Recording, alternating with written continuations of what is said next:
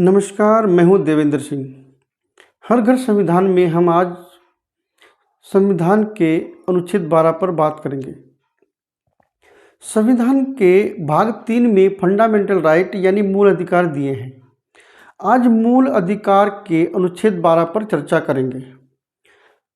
आपसे अनुरोध है कि इस अनुच्छेद को बहुत ध्यानपूर्वक सुने, क्योंकि फंडामेंटल राइट हमारे सामाजिक जीवन को बहुत प्रभावित करते हैं। इसी फंडामेंटल राइट का पहला अनुच्छेद है अनुच्छेद 12।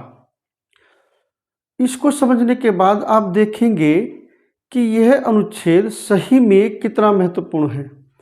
तो आइए पहले संविधान के अनुच्छेद 12 को ध्यान से देखते हैं। दोस्तों, अनुच्छेद 12 इसलिए महत्वपूर्ण है क्योंकि इस अनुच्छेद में राज्य शब्द की परिभाषा को परिभाषित किया है। राज्य क्या है ये बताया है। दरअसल राज्य भारत के शासन को चलाने के लिए जो शक्तिशाली तंत्र है, जो शक्तिशाली ताकतें हैं, वो सब इस राज्य शब्द में समाहित हैं और ये हमारे जीवन को और हमारे मौलिक अधिकारों को प्रभावित करने की शक्ति रखते हैं। इसीलिए अगर हम राज्य को नहीं समझ पाएंगे तो संविधान को नहीं समझ सकते। संविधान के भाग 3 में राज्य और विधि ही इस भाग के आधार हैं। इसलिए बहुत ध्यानपूर्वक सुने। तो पहले संविधान के अनुच्छेद 12 को देख लेते हैं। इस भाग में जब तक कि संदर्भ से अन्यथा अपेक्षित न हो, राज्य के अंतर्गत भारत की सरकार और सांसद तथा राज्यों में से प्रत्येक राज्य सरकार और विधानमंडल तथा भारत के राज्य क्षेत्र के भीतर या भारत के सरकार के नियंत्रण के अधीन सभी स्थानीय और अन्य पदाधिकारी हैं। तो जैसे बताया कि अनुच्छेद 12 में राज्य शब्द परिभाषित है, यानी इस अनुच्छेद में राज्य शब्द को परिभाषित किया है। यहाँ स्पेशल स्टेट शब्द डिफाइन है। सबसे पहले यह जान लेना जरूरी है कि राज्य अनुच्छेद 12 भारत के प्रत्येक नागरिक को जानना क्यों जरूरी है। राज्य शब्द जानना इसलिए जरूरी है क्योंकि अनुच्छेद 12 में राज्य शब्द परिभाषित है, जो संविधान में सबसे महत्वपूर्ण शब्द है। आमतौर पर हम राज्य को स्टेट यानी प्रांत जैसे MP, UP, हरियाणा, पंजाब, बिहार और महाराष्ट्र इनके तौर पर जानते हैं और समझते हैं, लेकिन संविधान में राज्य शब्द की अलग ही परिभाषा है जो आज हम जानेंगे। जैसा कि इस भाग में जब तक कि संदर्भ से अन्यथा अपेक्षित न हो, राज्य के अंतर्गत भारत की सरकार और संसद तथा राज्यों में से प्रत्येक राज्य की सरकार और विधानमंडल तथा भारत के राज्य क्षेत्र के भीतर या सरकार के नियंत्रण के अधीन सभी स्थानीय और अन्य पदाधिकारी हैं। यानी यहाँ राज्य शब्द के खास मायने क्या हैं, अनुच्छेद 12 यह कितना जरूरी है और संविधान में इसे क्यों लाया गया।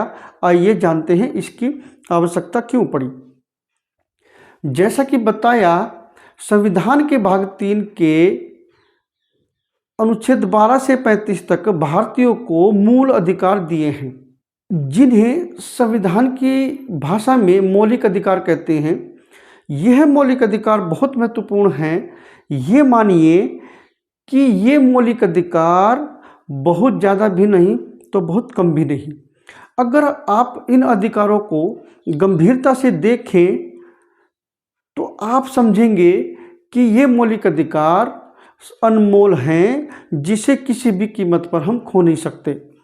आपको इस तरह से समझिए कि यह मौलिक अधिकार एक इंसान को इंसान बनाए रखने या बने रहने की ताकत देता है। ऐसा नहीं है कि अगर हमारे पास 2 हाथ, कान, नाक मुंह हैं तो हम इंसान हैं, और इंसान बनने के लिए शरीर के ये अंग ही हमें इंसान बनाते हैं या इंसान की श्रेणी में हम आते हैं। यह सब होने के बावजूद भी अगर हमारे पास जीवन को सलीके से जीने के लिए हमारे पास कुछ अधिकार नहीं है तो इस जीवन का कोई अर्थ नहीं है। आगे इस अनुच्छेद में हम जानेंगे कि अगर ये मौलिक अधिकार यानी मिनिमम राइट ना हो तो हमारी ज़िंदगी जानवर से भी बदतर हो जाएगी। तो इसके महत्व को आप समझ सकते हैं कि ये सारे अधिकार हमें यानी नागरिकों को राज्य के अगेंस्ट यानी राज्य के खिलाफ मिले हैं, राज्य के विरुद्ध मिले हैं। ध्यान से देखिए, यह महत्वपूर्ण शब्द है, यानी यह अधिकार हमें राज्य के अगेंस्ट मिले हैं यानी राज्य के खिलाफ मिले हैं। राज्य को यह मौलिक अधिकार प्रतिबंधित करते हैं कि यह अधिकार राज्य को उसकी सीमा का एहसास कराते हैं और उसको हम राज्य द्वारा लागू करा सकते हैं, यानी यह मौलिक अधिकार गारंटेड राइट हैं। पर सरकार के लिए सबसे बड़ी बात यह है कि इस मौलिक अधिकार में सारी स्वतंत्रता हमें राज्य के अगेंस्ट मिली है यानी राज्य के विरुद्ध मिली है, जो राज्य हमसे छीन नहीं सकता और न्यून नहीं कर सकता और कम भी नहीं कर सकता। दरअसल फंडामेंटल राइट किन्हीं राज्यों में पूर्णतया लागू नहीं है। तो संविधान यह कहता है कि अगर ये मौलिक अधिकार किन्हीं कारणों से लागू नहीं है तो न्यायालय द्वारा इसको लागू करवा सकते हैं। संविधान के मौलिक अधिकार को दो भागों में बांटा गया है। यहाँ एक बात समझने की है कि ये मौलिक अधिकार किन किन के लिए उपलब्ध हैं, किन किन के लिए हैं। एक शब्द आया है यहाँ पर नागरिक और एक शब्द आया है व्यक्ति। यहाँ यह देखने की बात है कि नागरिक के कौन कौन से मौलिक अधिकार हैं और व्यक्तियों के कौन कौन से मौलिक अधिकार हैं। अगर हम बात करें नागरिक यानी केवल भारतीय नागरिक, कुछ ऐसे अधिकार हैं जो केवल नागरिकों को मिले हैं और कुछ ऐसे अधिकार हैं जो केवल व्यक्तियों को मिले हैं। व्यक्ति से अर्थ है, मान लिया कि कोई विदेशी हमारे यहाँ हमारे देश में घूमने या व्यापार करने आया है, अगर उससे कोई गलती कोई अपराध हो जाता है तो उसके साथ कोई आपराधिक कृत्य हो जाता है तो उसे भी मौलिक अधिकारों में जो व्यक्तियों को अधिकार मिले हैं उनका लाभ मिलेगा। व्यक्ति को जो लाभ मिले हैं वह नागरिक और व्यक्ति दोनों को मिले हैं, लेकिन कुछ ऐसे अधिकार हैं जो केवल नागरिकों को मिले हैं। नागरिकों के मूल अधिकारों की बात आती है तो इस सिद्धांत को जानना पड़ेगा। सबसे पहले इंग्लैंड में मैग्ना कार्टा 1215 से इसकी शुरुआत हुई। ये पहला डॉक्यूमेंट है जहां राज्य ने अपने नागरिकों को मौलिक अधिकार की गारंटी दी है। फिर भारत में संविधान सभा ने मौलिक अधिकार को हमारे कानून यानी संविधान में शामिल कर दिया। मौलिक अधिकार हमारे संविधान की रीढ़ है और यह पूर्णतः सत्य है, बल्कि इसके अनुच्छेद 32 को संविधान निर्माताओं में से एक डॉक्टर अम्बेडकर ने मौलिक अधिकार को संविधान की आत्मा कहा है और यह सच भी है। भारत के नागरिकों ने संविधान के लिए संवैधानिक असेंबली बनाई और भारत की असेंबली ने भारत का संविधान बनाया। संविधान के बहुत सारे भाग हैं और उसका एक महत्वपूर्ण भाग है भाग 3, और भाग 3 खड़ा है अनुच्छेद 32 पर। और अगर अनुच्छेद 32 ढह जाए या ख़त्म हो जाए तो भाग 3 ढह जाएगा, और भाग 3 ढह गया तो समझिए कि मौलिक अधिकारों का कोई अस्तित्व नहीं रहेगा। इसीलिए भाग 3 के अनुच्छेद 32 का महत्व हम समझ सकते हैं, यानी अनुच्छेद 32 ही भाग 3 यानी मौलिक अधिकार की नींव है। अगर भाग 3 पर आँच आती है तो समझिए कि संविधान पर खतरा है, यानी आपके अधिकारों पर खतरा है। संविधान के भाग 3 के अनुच्छेद 12 से 35 तक मौलिक अधिकारों के महत्व को आप समझ सकते हैं। इसलिए मूल अधिकार को भारत का मैग्ना कार्टा कहा गया है। मूल अधिकारों को बचाना है तो मूल अधिकारों को समझना जरूरी है। इसे समझने के लिए राज्य को समझना बहुत जरूरी है, क्योंकि अगर मौलिक अधिकार के किसी भी हिस्से से यदि राज्य आपके अधिकार का हनन करता है और आप शिकायत करते हैं तो राज्य यह कहता है या यह बहाना बनाता है कि हम राज्य नहीं हैं, हम संविधान के अधिकारों से प्रतिबंधित नहीं हैं। इसलिए यहाँ राज्य शब्द को समझना बहुत ज़रूरी है कि संविधान में जो राज्य शब्द की परिभाषा दी गई है उस राज्य शब्द में कौन कौन आएंगे। राज्य की एक खास बात यह भी है कि अनुच्छेद 12 की जो परिभाषा है वह व्यापक है, अर्थात हम राज्य की किसी भी बात या किसी भी हरकत से नहीं चाहते कि हमारे मौलिक अधिकार पर कोई रत्ती भर भी आँच आए। इसलिए यह अधिकार हमें यानी नागरिकों को राज्य के विरुद्ध मिले हैं और हमें राज्य से इसकी रक्षा करनी है। और राज्य के अंतर्गत कौन कौन आते हैं और कौन कौन इस पर खतरा हो सकता है, यानी राज्य शब्द में कौन कौन लोग आएंगे, अनुच्छेद 12 में राज्य शब्द परिभाषित किया है और अनुच्छेद 13 में विधि शब्द परिभाषित किया है।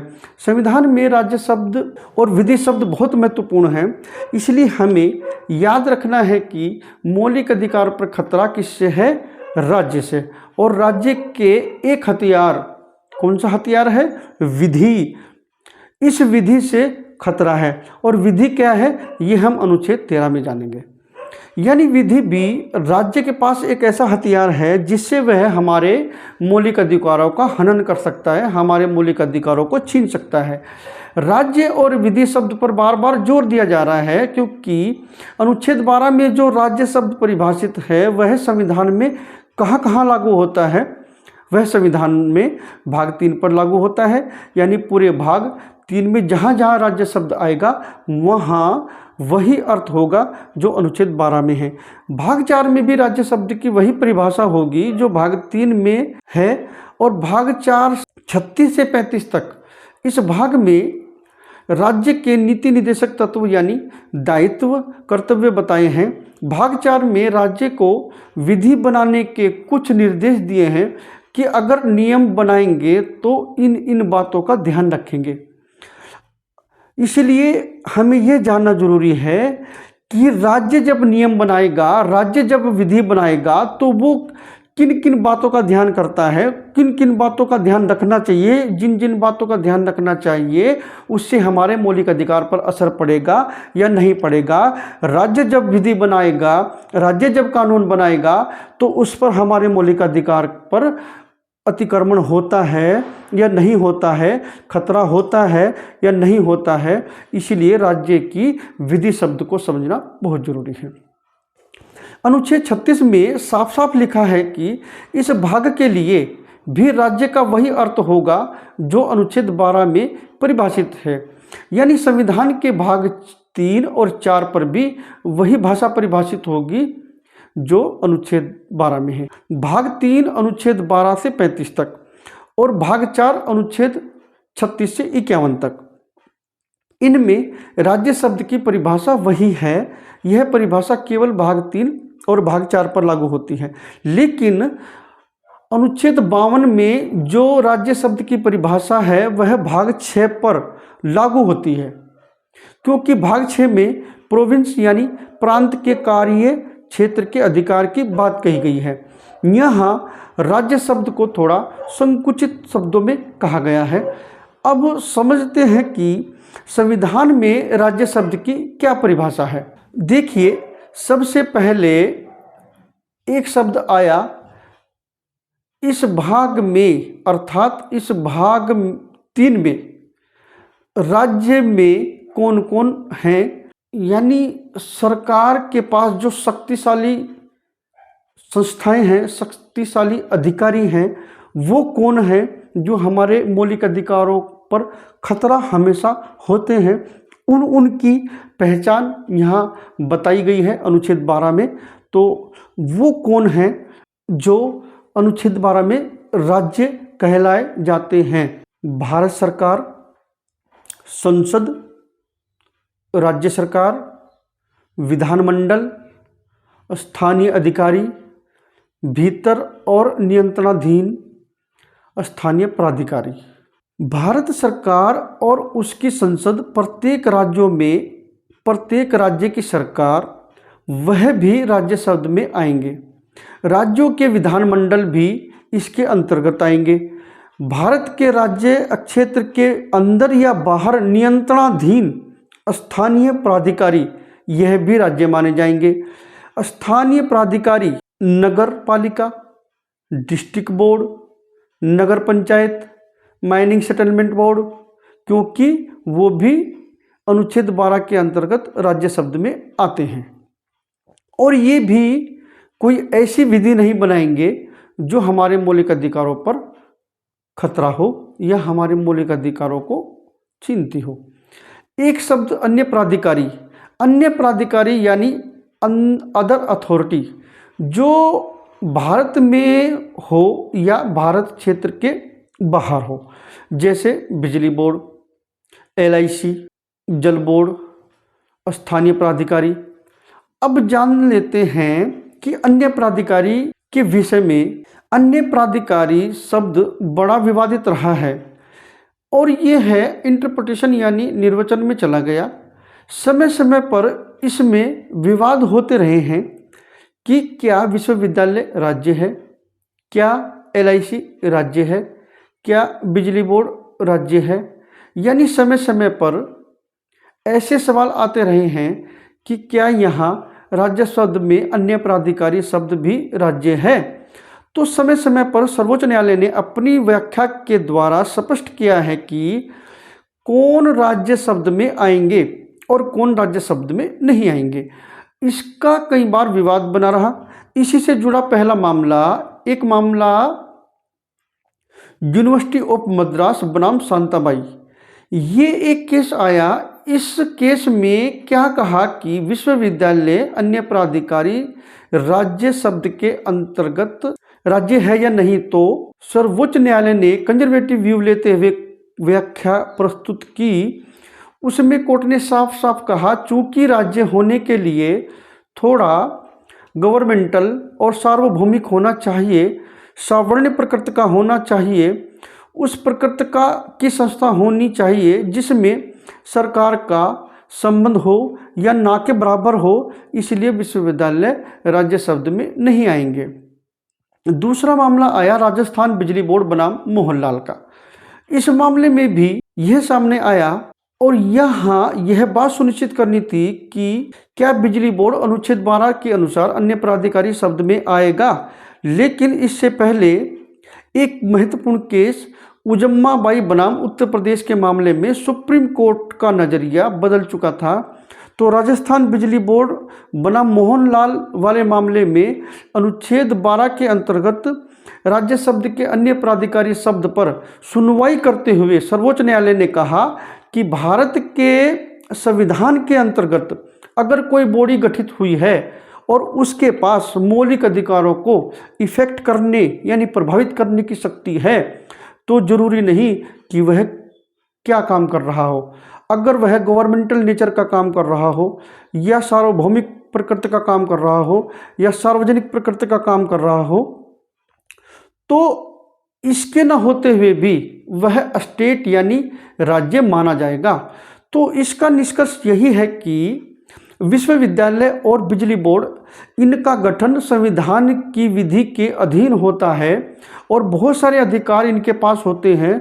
तो न्यायालय ने अपना फैसला बदलते हुए कहा कि ये अनुच्छेद 12 के अंतर्गत अन्य प्राधिकारी के राज्य शब्द में आएंगे। तो अभी इंटरप्रिटेशन यानी विवेचना अभी फाइनल भी नहीं हुई थी। तो इसके बाद एक मामला आता है सुखदेव बनाम भगतराम का मामला सर्वोच्च न्यायालय के सामने आया। तो यह प्रश्न आया कि क्या यदि संविधान की विधि के अंतर्गत किसी बॉडी का गठन हुआ है जिसका उद्देश्य व्यापारिक हो, जैसे ओएनजीसी और एलआईसी, तो क्या ये भी राज्य माने जाएंगे? तो इस केस में भी कोर्ट का यही मानना था। सर्वोच्च न्यायालय ने व्यापक नजरिया रखते हुए कहा कि ओएनजीसी और एलआईसी कोई फाइनेंशियल इंस्टीट्यूट भले ही वो व्यापारिक उद्देश्य के लिए गठित किए गए हों, पर वह किसी न किसी विधि के अधीन गठित होते हैं, अर्थात इनके द्वारा हमारे मौलिक अधिकारों पर असर पड़ सकता है। तो अनुच्छेद 12 के अंतर्गत अन्य प्राधिकारी के अंतर्गत राज्य में आएगा। आरडी सेट्टी बनाम इंटरनेशनल एयरपोर्ट अथॉरिटी, सरकार इसका रजिस्ट्रेशन अथॉरिटी एक्ट के अंदर करती है। एयरपोर्ट अथॉरिटी के अंतर्गत केंद्र सरकार के पास पावर होती है। सरकार का इसमें सीधा दखल होता है। नियुक्ति का मामला हो या मैनेजमेंट का मामला केंद्र सरकार के अधीन होता है, उसमें केंद्र सरकार शामिल होती है। इसीलिए इनके पास इतनी पावर है कि मौलिक अधिकारों का हनन कर सकते हैं। इसीलिए यह भी राज्य माना जाएगा, यह भी राज्य है। निजी एयरपोर्ट अथॉरिटी वह भी राज्य माने जाएंगे। सोम प्रकाश बनाम union of India, supreme court ने कहा अगर किसी संस्था का सरकार से सीधा नियंत्रण है या सीधा संबंध है तो वह राज्य माना जाएगा। अजय हाशिया बनाम खालिद मुजीब के मामले में सुप्रीम कोर्ट ने अन्य प्राधिकारी के अंतर्गत कोई बॉडी संस्था राज्य की होगी कि नहीं, यह इस बात पर तय नहीं होता कि वह संस्था सरकार की प्रकृति का या सार्वजनिक प्रकृति का कार्य कर रही है या नहीं। बस इतना जरूरी होता है कि वह किसी न किसी विधि के अंतर्गत गठित हुई हो। यह भी नहीं देखना कि वह संस्था विधि के अनुसार गठित हुई है या नहीं। यह भी नहीं देखना कि सरकारी प्रकृति का काम कर रही है या नहीं, या सार्वजनिक प्रकृति का काम कर रही है या नहीं, या बस अगर वह संस्था राज्य की किसी एजेंसी के तौर पर भी कार्य कर रही होगी तो वह अन्य प्राधिकारी मानी जाएगी। वह किसी कानून के अंतर्गत हुई है या नहीं, यानी अन्य प्राधिकारी के अंतर्गत वह अन्य प्राधिकारी माने जाएंगे जिसका गठन संविधान की विधि द्वारा किया गया हो, या किसी विधि उपविधि बनाने का बल रखते हो, भले ही वह संप्रभुता का बल रखते हो या नहीं, अगर वह सरकार का कोई कार्य कर रहे हो या नहीं, अगर वह राज्य की एजेंसी के रूप में कार्य कर रही है या नहीं, अगर केंद्र सरकार या राज्य सरकार का उसमें हस्तक्षेप है या राज्य सरकार से उसे पूंजी मिलती है या सहायता मिलती है, वह राज्य शब्द में आएगा। आज की तारीख में कौन राज्य शब्द में आएगा और कौन नहीं, तो इसमें जो निष्कर्ष निकलता है वो ये है कि ओएनजीसी, एलआईसी, औद्योगिक वित्त निगम, विश्वविद्यालय, रजिस्टर्ड सोसाइटी, कॉरपोरेट वेलफेयर, बालक सहायता संघ, भारतीय कृषि अनुसंधान, भारतीय खाद्य निगम, steel authority of India, central inland water corporation, सैनिक स्कूल, इंटरनेशनल एयरपोर्ट, यूपी राज्य भंडारण निगम, ये सब राज्य माने जाएंगे। इसमें राज्य कौन नहीं है? एनसीईआरटी, राष्ट्रीय सहकारी उपभोक्ता बोर्ड, वक्फ बोर्ड, निजी महाविद्यालय, CSIR, BCCI cricket board, state counselling of education research निगम, और इसके बाद भारत का राष्ट्रपति जब अनुच्छेद 359 में अनुच्छेद 20 और 21 को छोड़कर, क्योंकि 20 और 21 का निलंबन नहीं हो सकता, लेकिन जब अप्रभावी स्थिति में जब घोषणा करता है तो वह भी राज्य माना जाएगा। उम्मीद है ये अनुच्छेद आपको समझ आ गया होगा। हर घर संविधान के माध्यम से संविधान और कानून की जानकारी हर व्यक्ति तक पहुंचाना हमारी और आपकी जिम्मेदारी है।